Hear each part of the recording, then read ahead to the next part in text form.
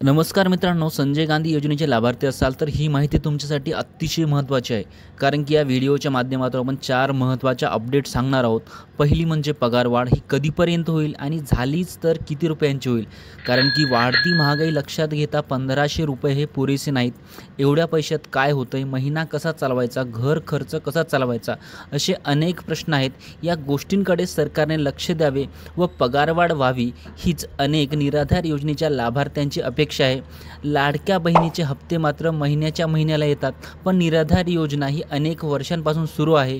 यावर अनेक अपंग, वृद्ध, विधवा असे अनेक लाभार्थ्यांचे घर अवलंबून आहे. यांची परिस्थिती हलाखीची आहे. या योजनेचे हप्ते वेळेवर मिळत नाहीत. 4-4 महिने या योजनेचे पैसे येत नाहीत. याकडे कोणाचे लक्षसुद्धा नाही. दुसरा मुद्दा म्हणजे ज्या लाभार्थ्यांना जानेवारी किंवा 2 ते 3 महिन्यापासून पैसे मिळाले नाहीत, त्यांनी काय करायला पाहिजे आणि शासनाचं नवीन नियम आणि निकष याबद्दल या व्हिडिओमध्ये आपण सांगणार आहोत. हा व्हिडिओ तुमच्यासाठी अतिशय महत्त्वाचा असणार आहे, त्यामुळे व्हिडिओ शेवटपर्यंत पहा, अन्यथा ही माहिती समजणार नाही. अतिशय महत्त्वाची आहे. त्यासाठी व्हिडिओला एक लाईक नक्कीच करा आणि जर करता काही प्रश्न असतील तर नक्की विचारा. मी माहिती काढून उत्तर देण्याचा प्रयत्न नक्कीच करेन. चला तर वेळ वाया न घालवता व्हिडिओला सुरुवात करूया. महाराष्ट्रातील संजय गांधी निराधार अनुदान योजनेच्या लाभार्थ्यांसाठी हा व्हिडिओ अतिशय महत्त्वाचा असणार आहे. कारण की मित्रांनो, संजय गांधी निराधार अनुदान योजनेचे पैसे लाभार्थ्यांच्या बँक खात्यामध्ये जमा व्हावे या संदर्भात राज्य सरकारने जसं शासन निर्णय जाहीर करतं त्याच पद्धतीने लाभार्थ्यांसाठी काही निकष किंवा नियम, काही गाईडलाईन्ससुद्धा राज्य सरकारच्या माध्यमातून जाहीर केल्या जातात. परंतु मित्रांनो, संजय गांधी निराधार योजनेचा लाभार्थी हा गाव पातळीवर राहतो, अशिक्षित आहे, तो अपंग आहे, तो विधवा आहे. त्यामुळे त्यांच्यापर्यंत ही माहिती आहे ते लेट पोहोचते.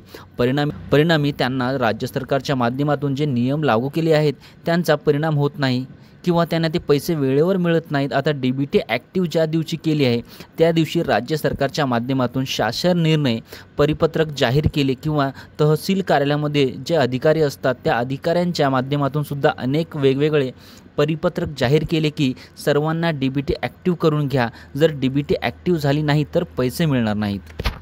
परंतु संजय गांधी निराधार योजनेत लाभार्थ्यांपर्यंत ती माहिती लेट पोहोचते किंवा त्यांना त्यांचं गांभीर्यसुद्धा कधीकधी लाभार्थ्यांना नसल्याने त्यांना राज्य सरकारच्या माध्यमातून ज्या ज्या गोष्टी सांगितल्या जातात त्या करता येत नाहीत किंवा त्यांना त्या कराव्याशा वाटत नाहीत. त्याचा परिणाम काय होतो तर त्यांना ते पैसे मिळत नाहीत. आता ऑक्टोबर-नोव्हेंबर DBT ॲक्टिव्ह करण्यास सांगितली. ज्या लोकांनी केली नाही त्यामुळे त्यांचे पैसे त्या ठिकाणी थांबवले गेले आहेत आणि आता ज्या दिवशी DBT ॲक्टिव्ह केली त्या दिवशी हे पैसे लाभार्थी त्यांना मिळत आहेत आणि काहींना हे पैसे सुद्धा मिळाले आहेत, तर काही लोकांना मिळत नाहीत. ते सुद्धा तुमच्या खात्यामध्ये लवकरच मिळतील. कसे मिळतील या संदर्भात आपण व्हिडिओ बनवला आहे.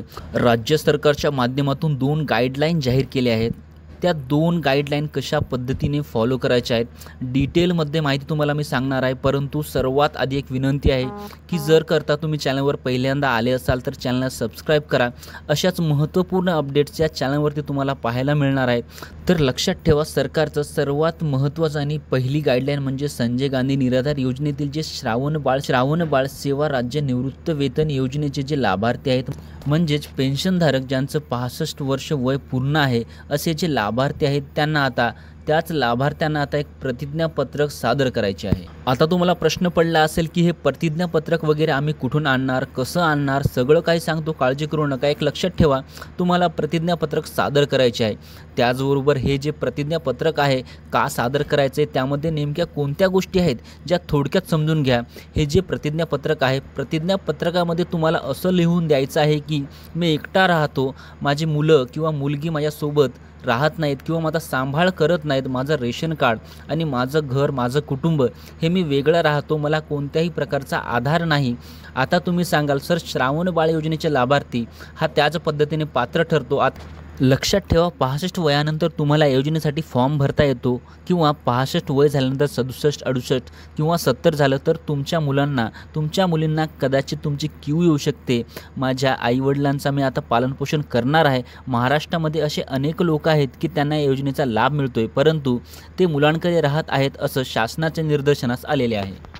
त्यामुळे या योजनेच्या संदर्भात राज्य सरकारने हे कठोर पाऊल उचलले आहे की जर समजा तुम्हाला जून जुलैच्या पुढचे हप्ते तुम्हाला हवे असतील तर तुम्हाला एक प्रतिज्ञापत्रक सादर करावयाचे आहे।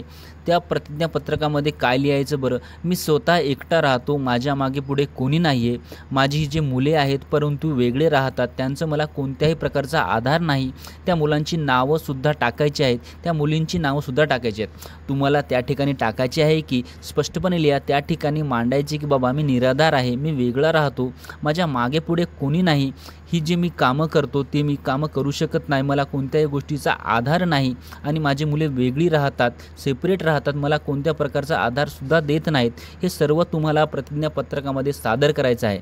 या प्रतिज्ञापत्रकात लिहायचं आहे, सर्व गोष्टी तुम्हाला या प्रतिज्ञापत्रकामध्ये लिहायच्या आहेत, तो तहसील कार्यालयामध्ये सादर करावयाचा आहे, हे लक्षात ठेवा। अशा पद्धतीने हा नवीन गाईडलाईन या ठिकाणी प्रसिद्ध झालेली आहे, तुम्हाला यासाठी तयार राहायचे आहे। आणि यानंतर दुसरी जी गाईडलाईन आहे ती अशी आहे की म्हणजे हयातीचा दाखला तुम्हाला 1 एप्रिल ते 30 जूनपर्यंत हयातीचा दाखला सादर करायचा आहे। तो हयातीचा दाखला कोणाचाही पाहिजे, म्हणजेच ग्रामसेवकाचा चालेल, सरपंचाचा चालतो किंवा स्वतः हाताने लिहिलेला असेल तरीसुद्धा तो चालतो, किंवा एखादा तहसील कार्यालयातील क्लास 1 ऑफिसर असेल त्याचाही चालतो। कोणासाठी कोणता फॉर्म चालतो, कोणत्या फॉर्मॅटमध्ये हा फॉर्म असला पाहिजे, या विषयावर आपण आपल्या चॅनलवरती पुढच्या व्हिडिओमध्ये सांगणार आहोत। तर सर्वांनी चॅनलला सबस्क्राईब करून ठेवा, कारण की ही नवीन माहिती न चुकता तुम्हाला पाहायला मिळेल।